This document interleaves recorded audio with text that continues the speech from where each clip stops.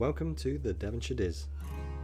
Today, Lauren and I talk about all the travel bits from our trip to Walt Disney World in 24. Let's get into it.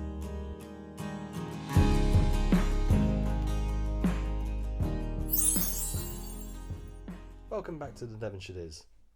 I'm here today with Lauren. Hello. And we are here to start talking about our 2024 trip to Walt Disney World. Yay. So a few things have changed since the last time we spoke. Obviously, we have crossed the pond and gone on our magical trip to Walt Disney World on our first trip as a family of 4. We also have started a YouTube channel.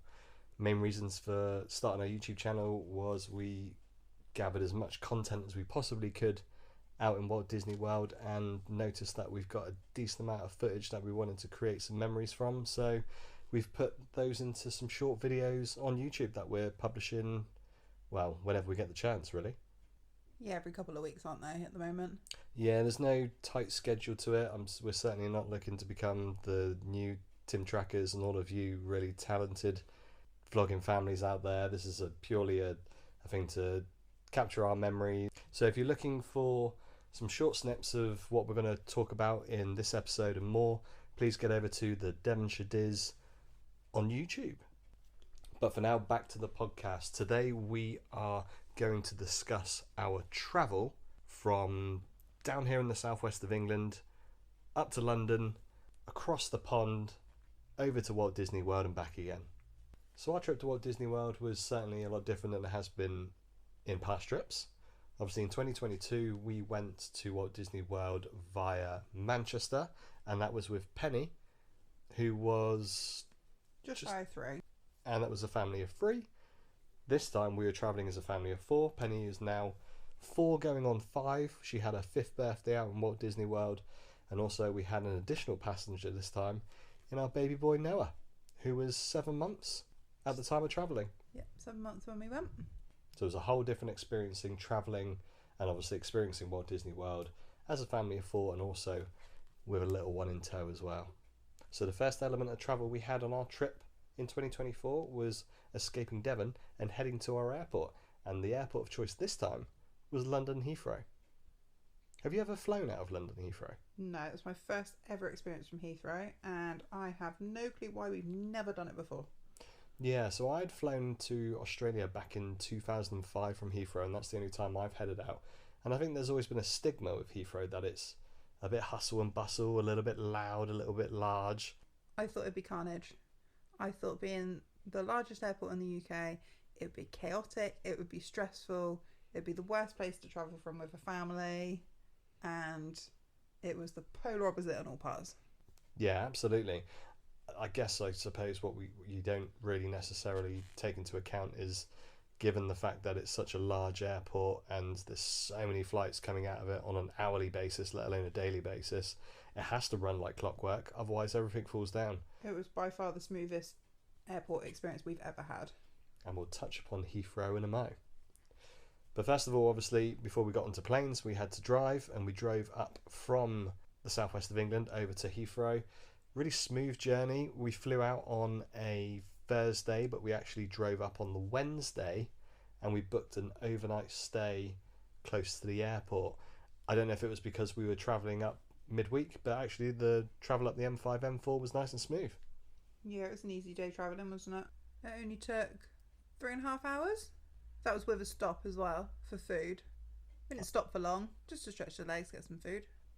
I think it was one of the quickest commutes we've done to an airport.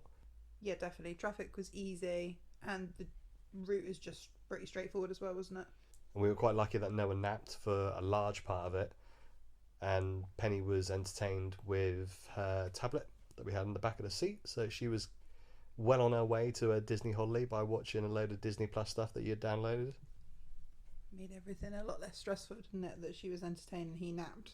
Yeah, absolutely. They were gems on the way up, to be fair, and that certainly helps, especially when you're trying to get to a place with a couple of kiddos in the car. The last thing you need is them getting bored or asking, are we there yet, like an episode from Simpsons. Especially when we didn't have a clue where we were going when it came to getting towards Heathrow.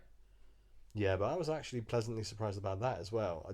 I don't know why I had it in my head, but I assumed that we would get to Gatwick first. But obviously, Gatwick's a little bit further along, and Heathrow was just seamless, straight off the motorway, couple of turns, and you're at the airport. It was fantastic. It was way easier to get there than I thought it was ever going to be.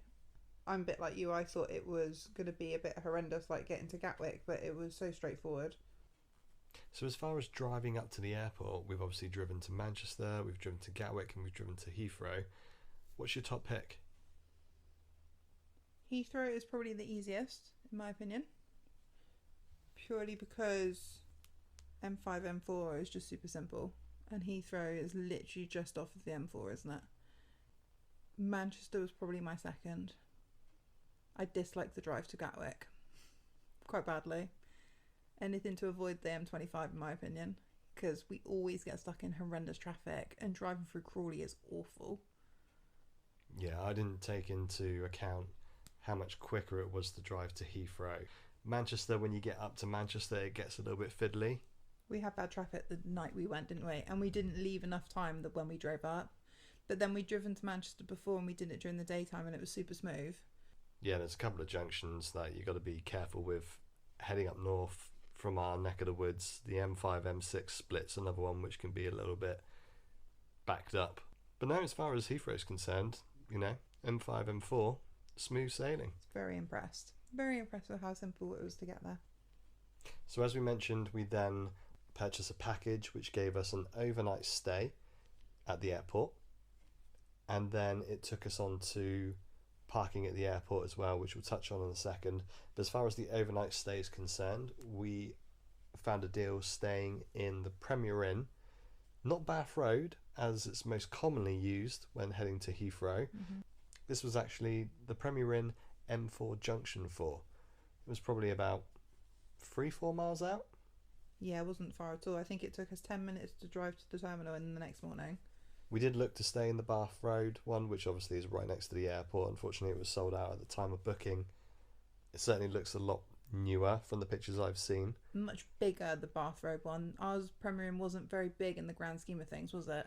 No, I would say it was more of a traditional sort of Premier Inn from back in the day. You basically had your car parking out the front, you had your rooms, you had a restaurant. That was pretty much it. But it was perfect for what we needed it for. It was a nice quiet Premier Inn for what we wanted it for. Like, we didn't have people walking up and down the corridor all night, did we? And we didn't have a lot of people leaving really early in the morning, so that was a bonus having 2 kids with us. Yeah, I don't know what the noise levels are like, obviously, at Bath Road, and we had to take into consideration there as well, but there was barely a soul there, wasn't it? It was super quiet. They're quiet. The restaurant was really easy in the evening, because we decided to do the evening meal and breakfast combo just to save time in the morning, that we didn't have to stress at the terminal with getting breakfast with 2 minis in tow. And that was super simple. It was really easy to get a table for the evening. I think we sat down at 5:30, 6. Yeah, I wasn't overly late. And the restaurant was maybe half full.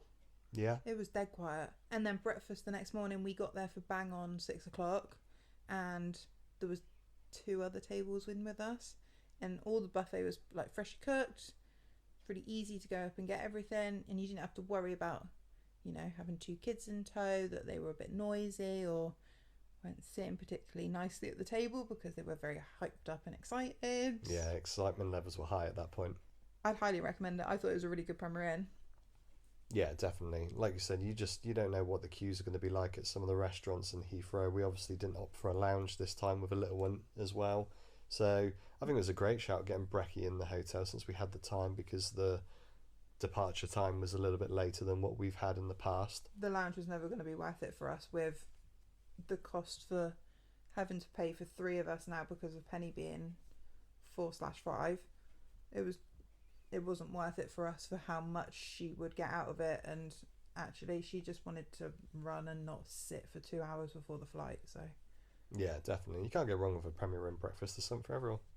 And because we'd never flown from Heathrow, or I'd never flown from Heathrow, and you'd never flown from this terminal, Yeah. we weren't sure what the restaurant offerings were going to be like.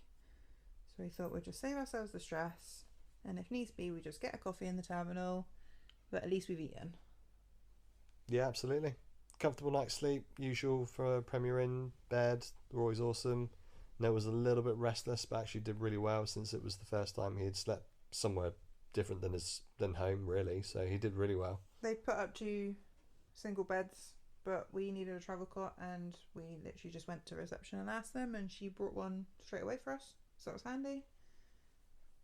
Penny took a pick of which single she wanted. Yeah. It's a good night's sleep. Job done. For the most part. As good a night's sleep as you have the night before your holiday.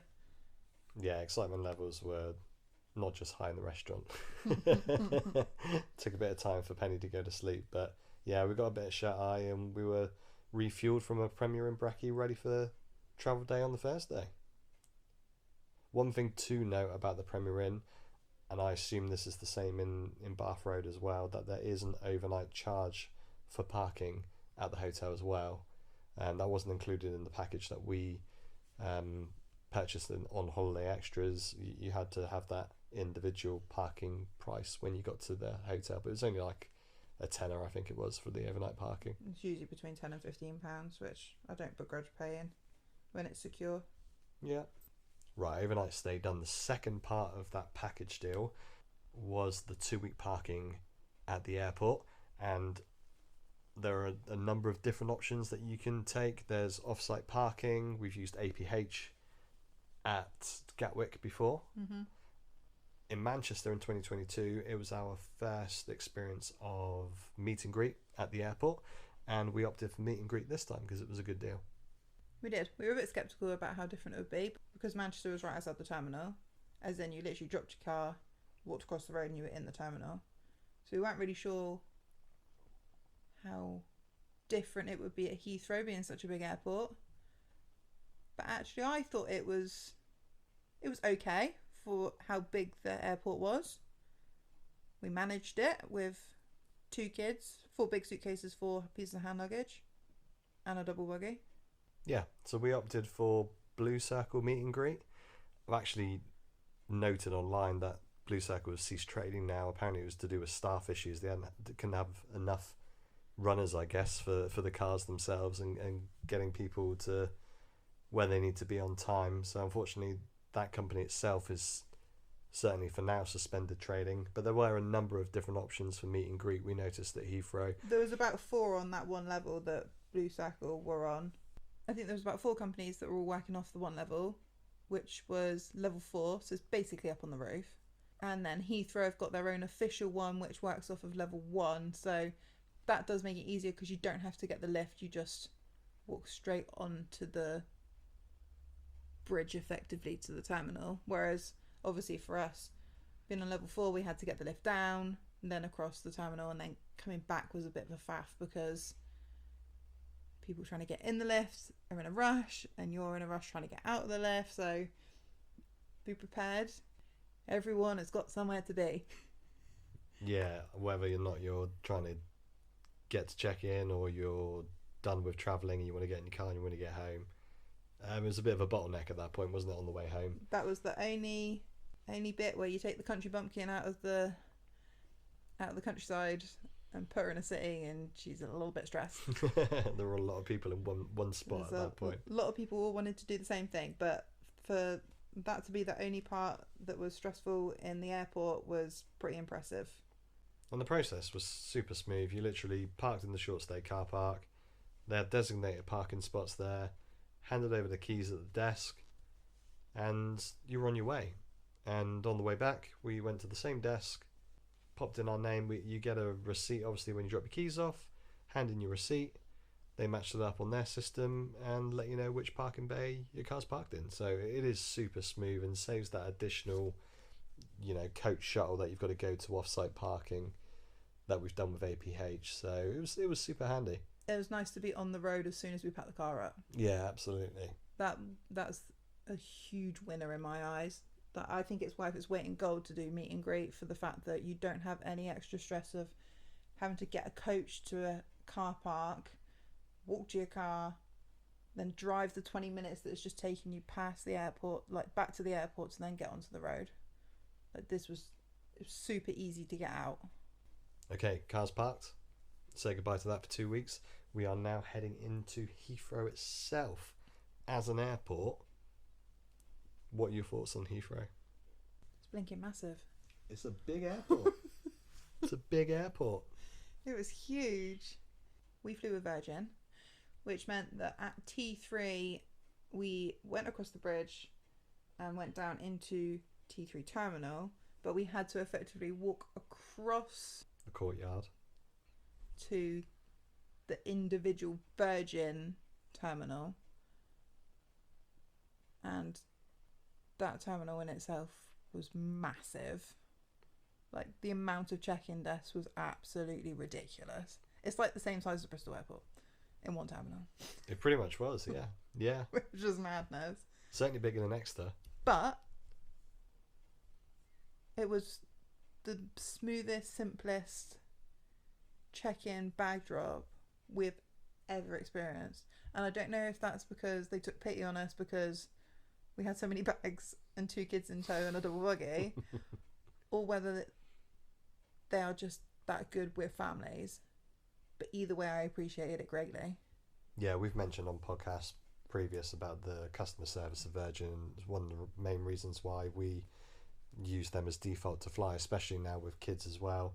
They're great with families, and it starts as soon as you look to check in. They took us to a designated area which was free and said, you know, you could go over to the standard area, but we're going to take you over to the right instead of left, where there was one free. Because it was quicker, wasn't it? Yeah. She said, there's no one over here, it'll be much quicker for you.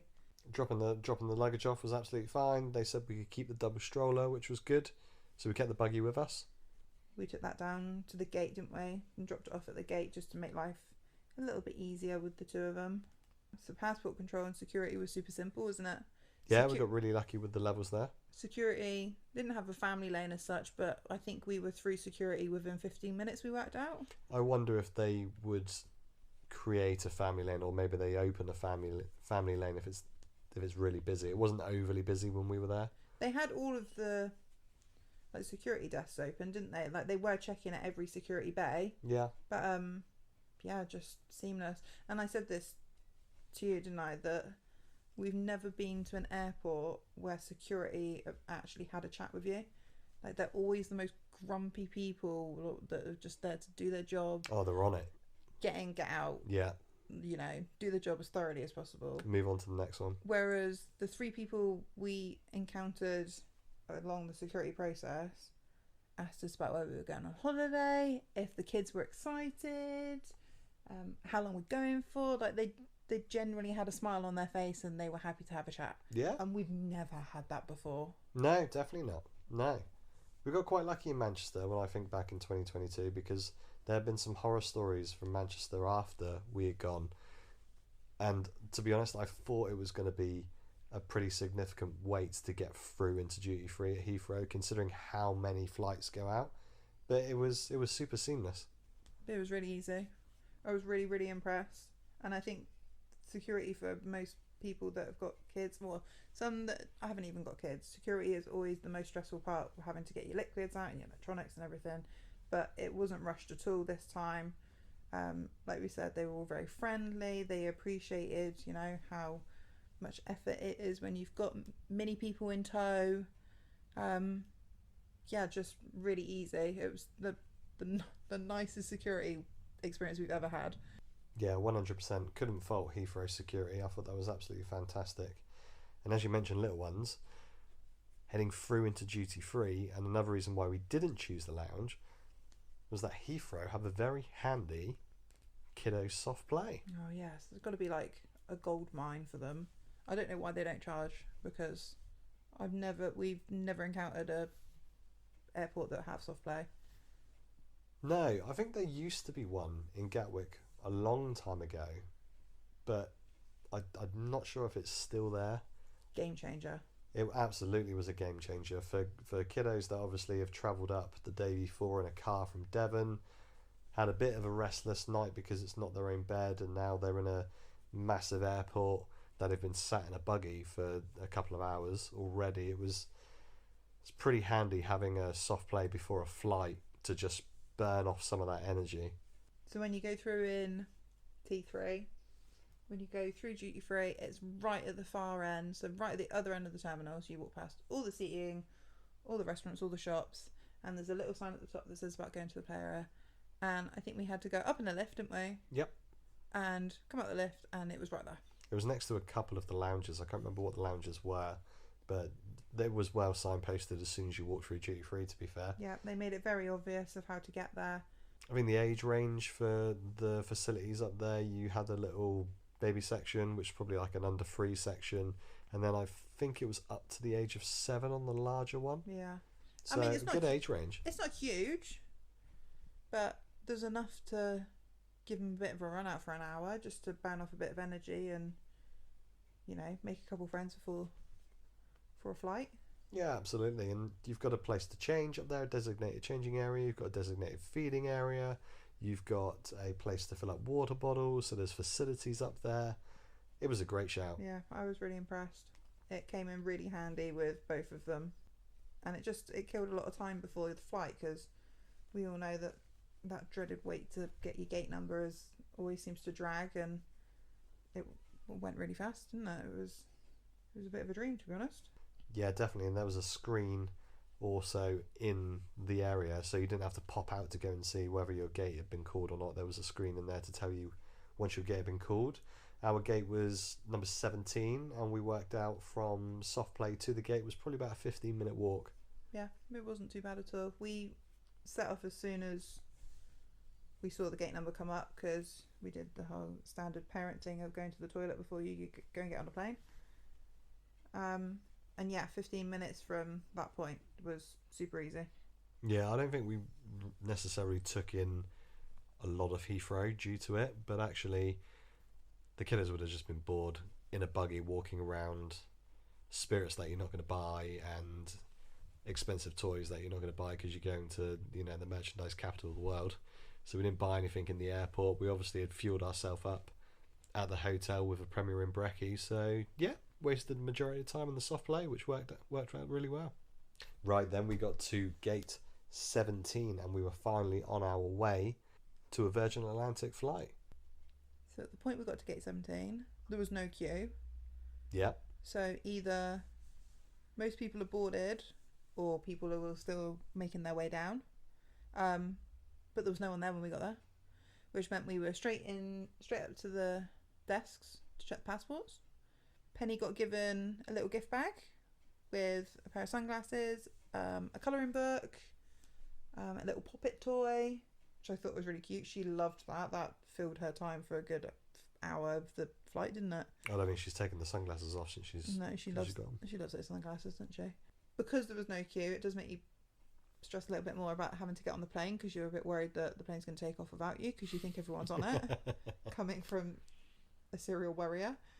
But actually they didn't rush you at all. I mean, we had stuff to put in bags, and they were just like, yeah, you're fine, don't worry, don't rush, you know, speaking to Penny about her flight, whether she was excited while we were packing the bags.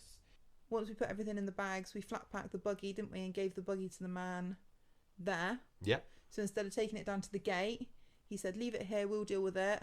So we walked down to the doors of the plane without the buggy to make it easier. Yeah. So we didn't have any of the stress of having to collapse a buggy with a queue of people behind us at the doors. And then, down to the seats on the plane. And it was barely a half full flight, wasn't it? It was a very quiet flight.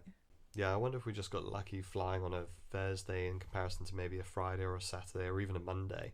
But the flight was super quiet, wasn't it? It was very quiet. Which was good, because we did put a special request in to see if we could get bassinet seats. Bassinet seats are essentially the emergency exit seats, which are a little bit larger for floor space in front of you, and you could request a sort of just like a hanging bassinet in front of the seats for a baby. It's not guaranteed. You cannot pre-book them. You can put your name forward. We actually were sitting quite significantly further back that we booked seats, but because of Noah's age and because of the lack of kiddos on the flight of his age, we were able to get those seats, which was super handy. We'd actually pre-booked seats 10 rows behind, hadn't we, just to make sure that we had seats all together, because No one wants that stress of not sitting together when you have a baby with you. And we found out the night before. Yeah, 24 hours before they allocate the bassinet seats. Yeah. So they have to wait 24 hours before due to obviously the number of requests that come in, and also they have to take into account anyone coming in with mobility needs as well, because there's only so many seats that have that sort of extra leg room. Yes, the bassinet seats are just classed as accessibility seats, aren't they? So if you are travelling with a youngster, they can't guarantee you'll have a row of 4 either. They can only guarantee it'll be you and the babe effectively. Yeah. We got lucky that it was all of us because no one needed to sit on the end seat. Yeah. But that's something to take into consideration, that they can't guarantee it's the row of 4 for all of you. Yeah. And we did get told on the phone that if someone comes onto the flight with disability needs or accessibility needs, they do take priority over a baby. Yeah. Yeah, definitely. It's the only other thing to take into consideration, which is why we made sure we booked a row that we liked on the safe side. So don't go in with the assumption that you're going to get a bassinet and you want that bulkhead. Make sure you pick a row of seats, if you pre-book your seats, that you actually would be happy with. Yeah. Yeah, 100%. We went for a significantly further back because ultimately the row that we picked had the ability to recline the chairs and not necessarily annoy people behind us. And it was obviously close to the facilities as well. So we had that as our plan A, and got lucky with the bassinet seats. And as you mentioned, we had the middle row, so it was 4 seats. We had myself, yourself in a seat, we had Penny in a child's seat, and Noah on a lap. And we did have a spare seat heading out. On the way back there was someone sat there, but there's enough space there that, we could lay a significant amount of toys and entertainment and bits and pieces that are needed for the flight with 2 kids. We didn't actually use the bassinet on the way home, did we? Because he was quite happy to sleep on me, which was fine to keep him asleep for a good period of time. That meant we had more space in front of us to lay your legs out and put stuff on the floor in front of you that you might need during the night and all that sort of stuff. So, and the key thing about the bassinet that was really handy on the way going, considering it was a daytime flight, was obviously when the meals came around, we could pop Noah in the bassinet just to chill out with a toy, and we were hands-free to be able to enjoy our meals. We also took on our baby carrier, so certain times through the flight we would pop Noah in the carrier. We both did it, and we just essentially just stood up in that allocated space in front of us and just bopped him for a bit. He did fall asleep and had a bit of a nap a couple of times that we were bopping him, but the rest of it he was just front facing and giving everyone else smiles who were in front of him. He was a bit of a dream ready for the flight, wasn't he? He was good as gold, bless him. We didn't have any tantrums off of him for the whole flight. Yeah, he was a very good boy, bless him. For his first flight as well, he did very well. Yeah, and we appreciate, that doesn't happen every time with youngsters, and we appreciate we got incredibly lucky with that. But one thing I would say is, if tantrums occur, if the kids have had enough of sitting in their seat, the Virgin cabin crew are fantastic with kids. Yeah, you've got no worry of them kicking off at any point with the crew. And to be honest, the people we had around us as well were all very accommodating.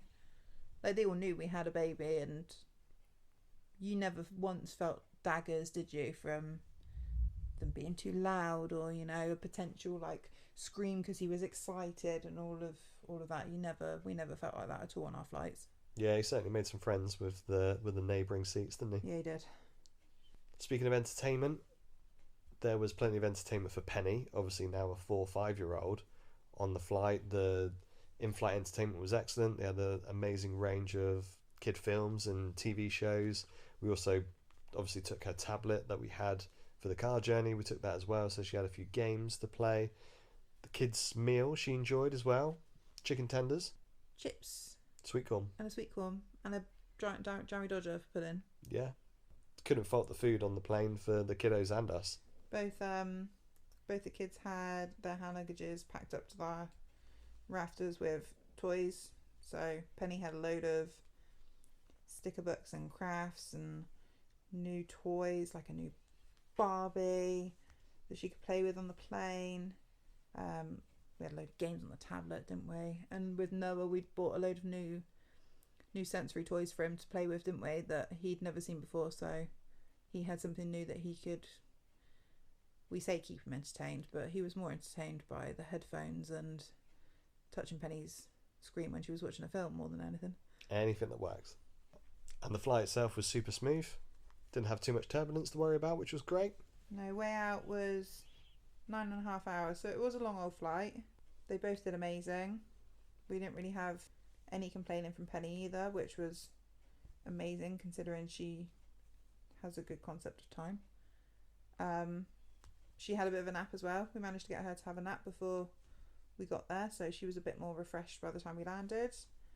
And the way back was 8 hours, so it's a bit easier because it was an overnight flight. Yeah, she had a decent sleep as well, so her body clock was basically normal. She probably slept for a good 6 hours of the flight. Mm-hmm. I think Noah probably slept for about that as well, on and off. Bit of turbulence on the way back, but the kids didn't notice at all. I think it's only really if you're awake you would have noticed it. But again, the cabin crew on the way back came round periodically with water and squash for anyone that was awake. Just checked in if you needed anything. Really accommodating. Breakfast was a bacon roll, which was lush, and a pot of fruit and a cup of tea, of course, and that was really tasty. But they didn't wake anyone up for breakfast, which I thought was really good. Normally on a night flight, they wake people up, don't they? Turn all the lights on. Whereas they didn't do that this time. They turned the lights up, but they didn't purposely make a racket to wake people up and wake people up for breakfast, did they? Which I thought was really good of them. So yeah, another successful trip on Virgin Atlantic. It will always be our default. We've flown with British Airways, we've flown with a different host of airlines in years past as well, but Virgin will always be the default for us. I think with a Virgin package, we just know what we're getting. And we know that they're more expensive. They always have been. And I know at this point of time, they have put charges on their seats now to reserve seating. But again, that's no different to any of the other airlines at this point, because I know BA and Aer Lingus definitely charge for their seats. Yep. But yeah, highly recommend. We can't fault them. We've never had, touch wood, any issues with them at all. So plane journeys aside, and with Heathrow being a new experience for us, we actually flew into Tampa International Airport, which was a completely new airport for both of us. We did. We really pushed the boundaries on new experiences this time. Yeah, looking back now with a brand new family and obviously flying with someone under one, we did throw a lot of, a bit mad, really, weren't we? Unknown elements into our first journey as a family of four. But, we saved ourselves the best part of 400 quid by flying to Tampa. The airport itself is obviously a lot smaller than MCO. The passport control took a little bit of time.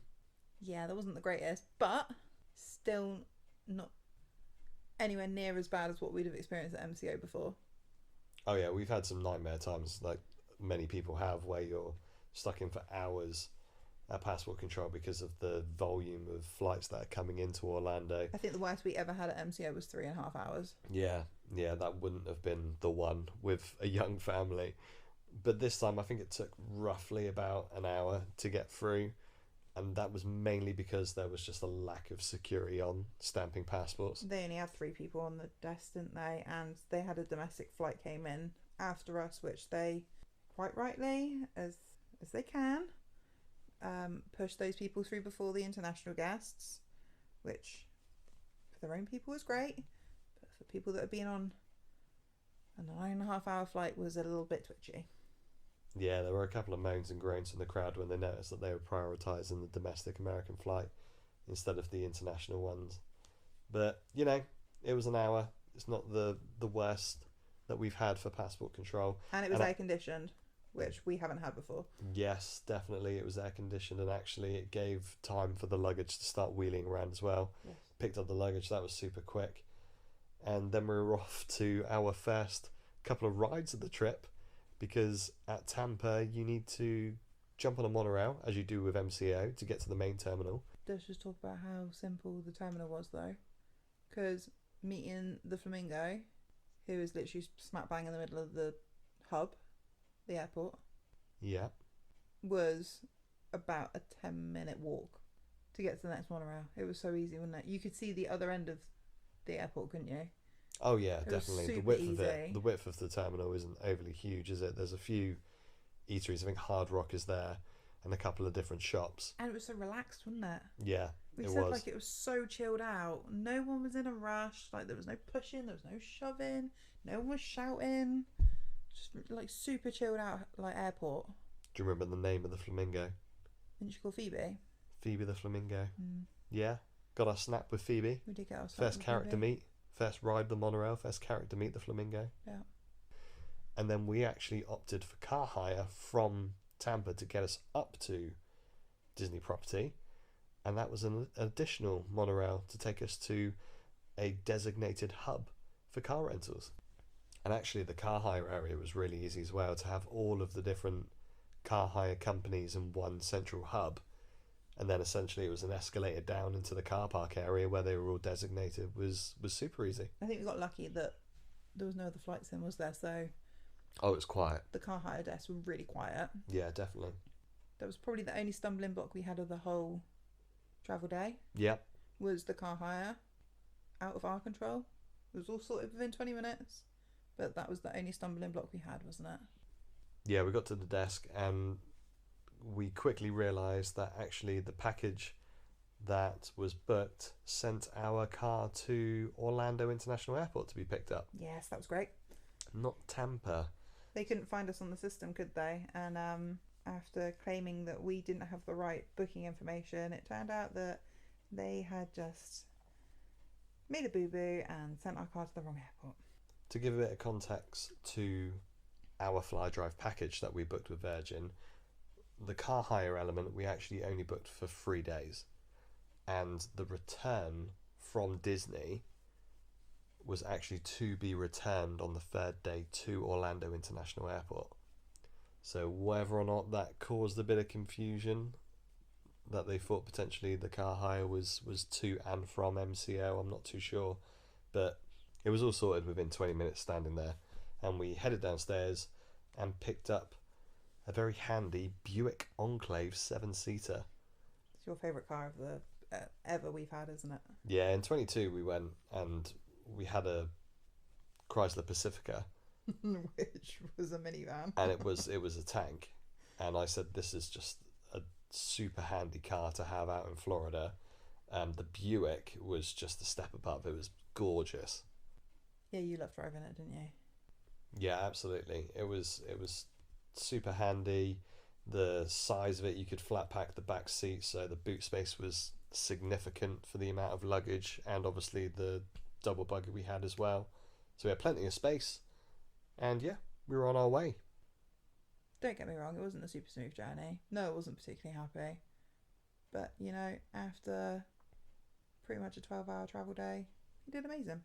I mean, that's the one thing that you've got to take into consideration if you are flying into Tampa, is there is that additional hour to hour and a half depending on the traffic. And we did notice in and around Tampa there was especially on the way going down to Tampa Airport after the holiday, there was some significant traffic, and obviously by that point they definitely had enough of travelling.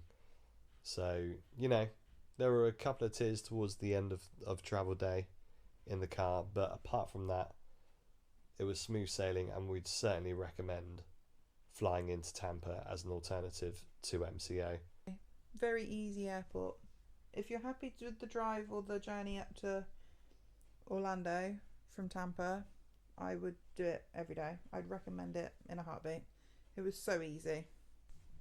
So as I mentioned with the car hire, we only had it for 3 days to start with.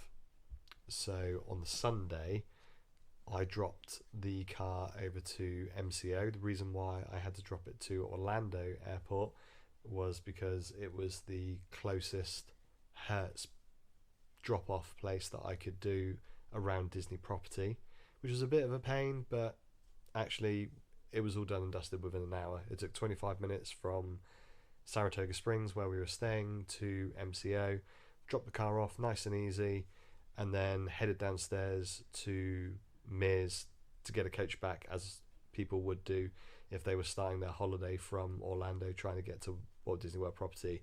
You can just go down into Mears. They've got a self-service section. Book yourself on a one-way trip to Disney property. I think it cost about $16. Yeah, $16 for an individual. And I was back within the hour, so it was no drama at all. Super simple. In addition to the 3 days, we also had a single day car hire, which we used purely for getting back down to Tampa. And the main reason why we did that was in comparison to how much it was going to cost us for Ubers or a private transfer company. It was actually cheaper to just go into Alamo and book up a day's car hire and drop it off at the airport. I think we said it cost us £92 home here to book it. Yeah. And the only thing we did extra was we upgraded the car because us being us thought you get everything in a Nissan Qashqai. We couldn't get everything in a Nissan Qashqai. But you did that upgrade when you got to Disney Car Care Centre, didn't you? And we think it cost about $40 to upgrade from a standard 5-seater Nissan Qashqai equivalent to a 7-seater minibus. Yeah. That we could fit all of our luggage in easily in the back with all the seats folded, like the back seats folded down. Yeah, definitely. We thought we could chance it by doing an SUV, but it just needed the 7-seater. And I think when we travelled up from Tampa, we realised quite quickly that we were going to have to make that change. And yeah, it was just $40 on top as a supplement. Personally, I prefer the service of Alamo to Hertz. Alamo was always part of the fly drive package deal with Virgin. I spoke to the person who booked us on the fly drive, and she transparently said, they've got a more affordable deal from a business perspective, having a contract with Hertz, so the car hire is a little bit more affordable through fly drive with Virgin now that they've got that contract with Hertz. But I do prefer Alamo as a company out there if I were to independently go and book car hire. Their customer service was just a lot more helpful, wasn't it? We did try to phone up Alamo before picking the car up to upgrade the car, but we were trying to do an upgrade on spring break weekend, which meant online they couldn't see that they had any cars free. But doing an online chat basically said, when you get here, just ask us the question and we'll see what we've got. Yeah. And they were very accommodating. Yeah, absolutely. It's a shame that the car care centre doesn't have Hertz, because obviously on that day 3 of the initial car hire, I could have just dropped it back to the car care centre at Walt Disney World. And obviously if you are picking up or dropping off cars from the car care centre at Walt Disney World, there is complimentary shuttles to that car care centre, which is just on the outskirts of the transportation and ticket centre. If you're staying on site. As long as you're staying on site. So again, when we were picking up the Alamo car, super helpful. Headed to the main entrance of Saratoga. There was a minibus waiting for me there. Dropped us at a car care, and I was back within half hour. Yeah, super simple. And the drive down was okay. It was busy when we got to Tampa, wasn't it?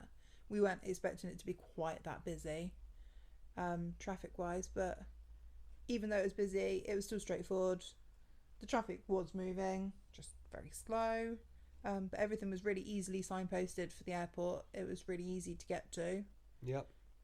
Highly recommend it. And the only other travel we did while we were over in Florida, not taking into account obviously the Disney transportation because we stayed in the bubble, was those 3 days we had the car, driving around the Walt Disney World / just outer rim of Lake Buena Vista. Super simple. Everything's signposted. We didn't go too far. We went for a meal out of the bubble once. We popped over to the character outlets to see if we can pick up some deals. We got some decent merch for Penny and Noah and a few bits for ourselves. We did the standard Walmart trip, which everyone does. You got to do Walmart. I've said it on other podcasts that we see that as the fifth gate. It is an excursion when you go out to Walmart, you got to do it. We would purely pay the gas fee just to get some peanut butter M&Ms, wouldn't we? Yeah, it's worth its weight in gold just to get the peanut butter M&Ms. And we found out this time, hidden gem, guys, was the peanut butter cookies that Walmart make. Yes. Oh my goodness. Peanut butter, weren't they peanut butter and milk chocolate chunk cookies? Yes. Absolutely fantastic. Basically, when you're looking at your budget for a Walt Disney World trip, make sure you have a certain section which is the Walmart bakery section of your budget. So many good things in that bakery. But we'll touch on Walmart in another podcast. Absolutely. Because that's a whole episode on itself. And that was all the travel elements of our 2024 Walt Disney World trip. Very smooth. It was a very smooth trip. It was definitely the easiest travel we've ever had on a Disney trip before. And, you know, we've done a few at this point, so that's saying quite a lot.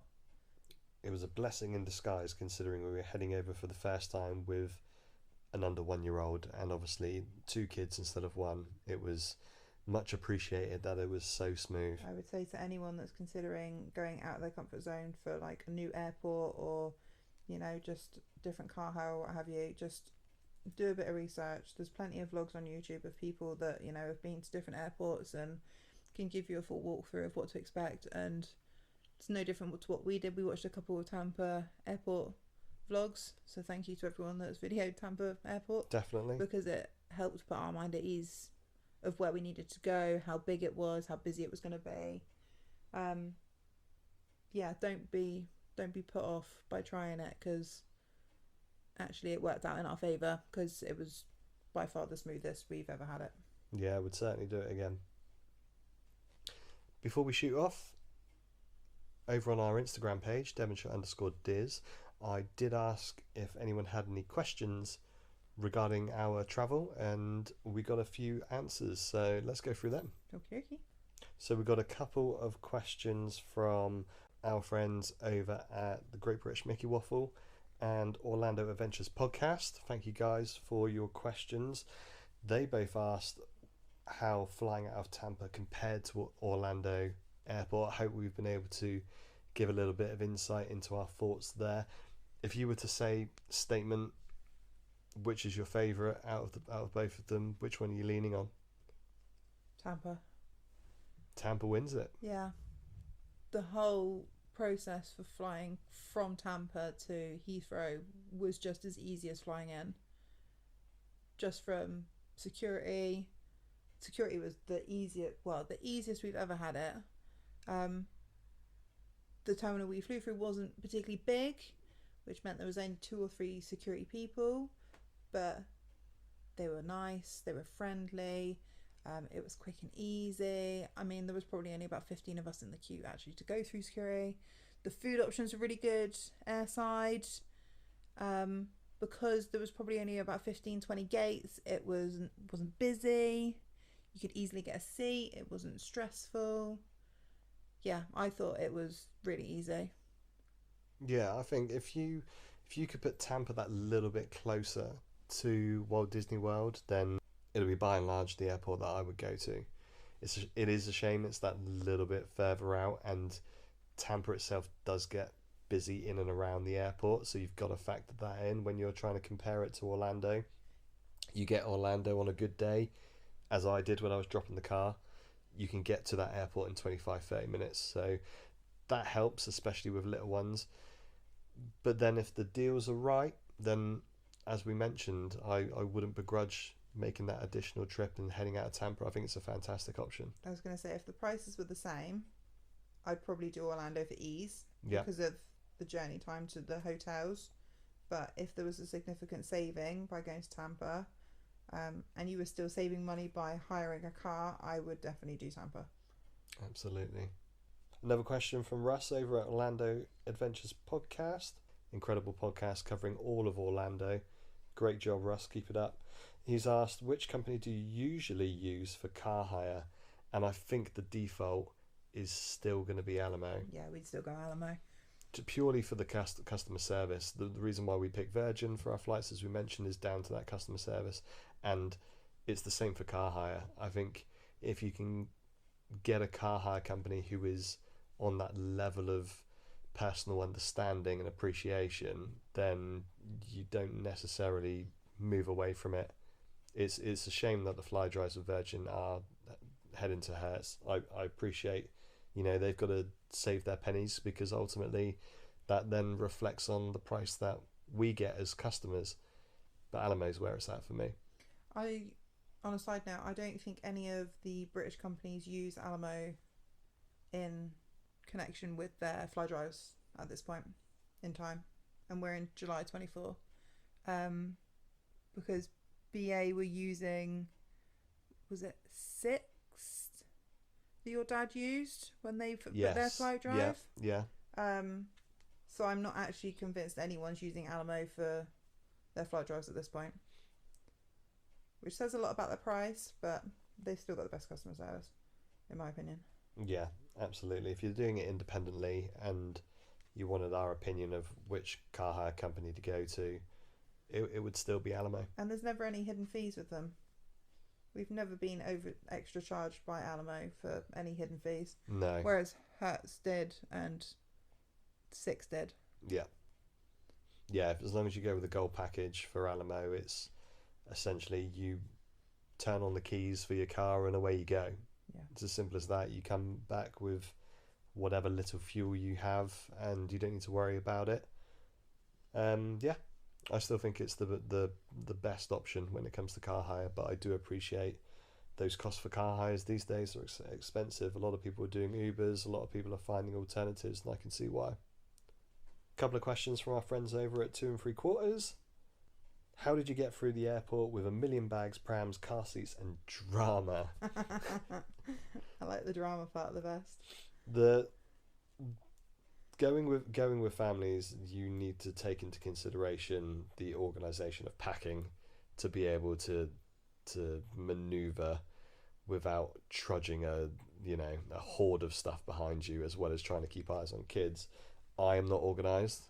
I've mentioned that on many an episode, so I give all of my plaudits to Mrs. G when it comes to the organisation and making sure we have all the necessities to hand.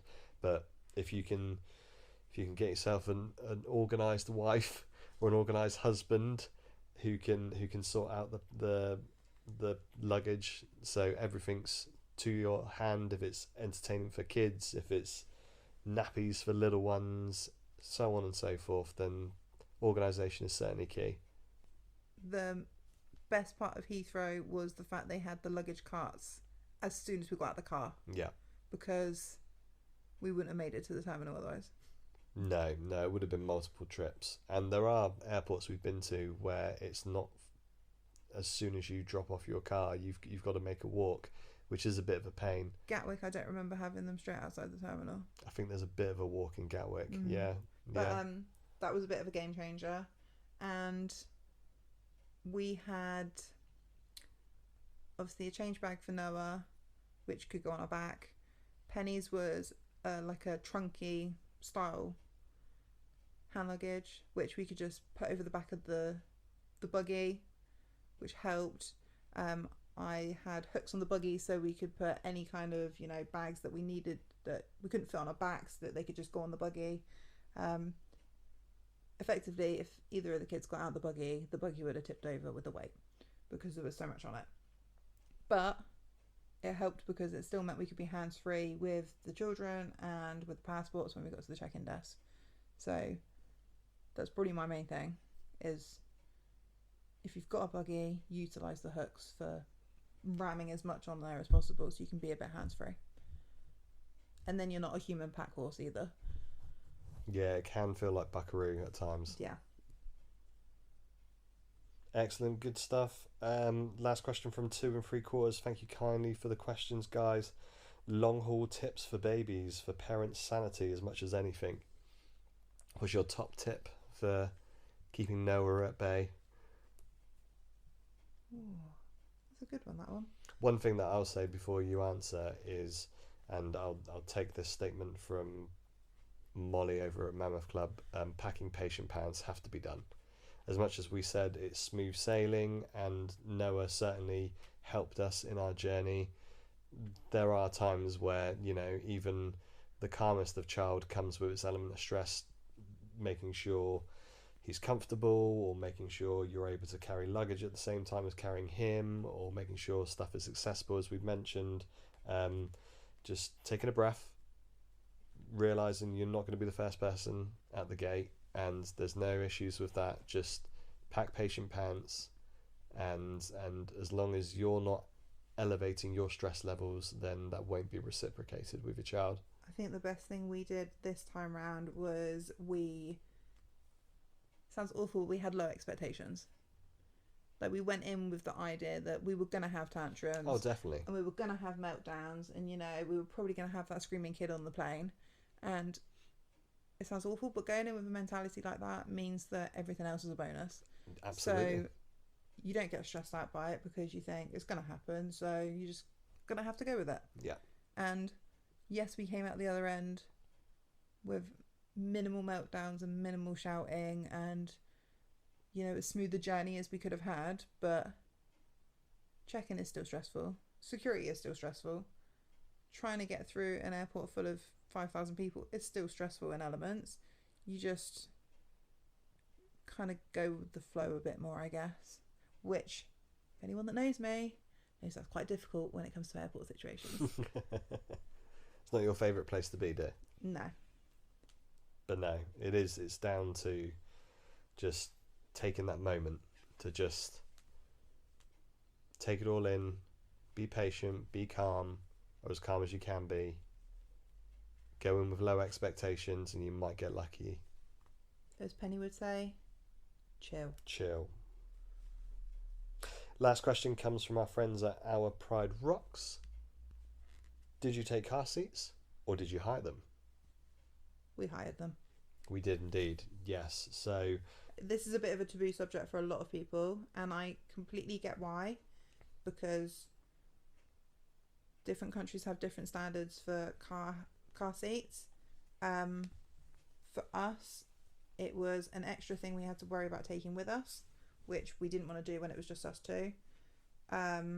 With Noah being 7 months old, it meant we would have had to have taken a massive car seat with us, and we knew that the standard was going to be okay over there because we'd done a bit of research on the car seats that they hired, and also the car seats you could buy from Walmart if we needed to. We were willing to do that. We were willing to go to Walmart and pick up, you know, one of their cheaper car seats for $60, $80 and a booster seat for $20 for penny if we needed to. But just for our sanity, we didn't take them with us, and we hired them just so we didn't have an extra thing to worry about.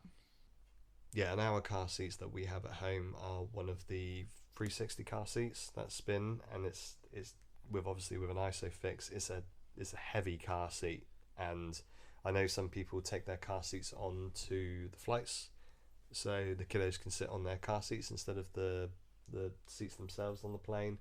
We didn't opt for that. Obviously, Noah had a bassinet, so he was fine, and Penny was old enough to be able to sit on a normal seat, so we didn't necessarily take those additional with us. And when we were out there, it wasn't actually a huge supplement to add on the car seats anyway.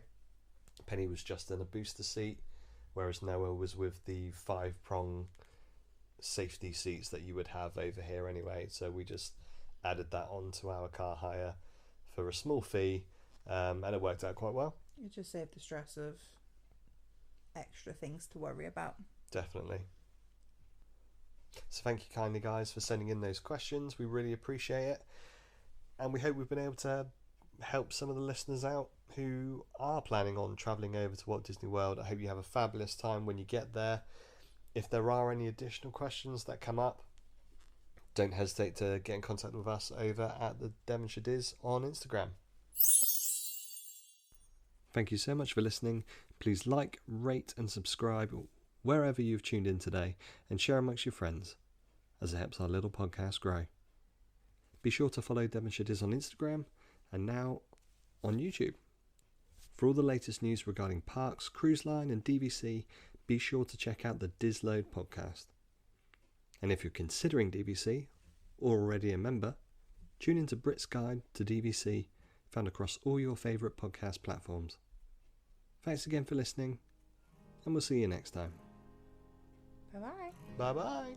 Thank you kindly.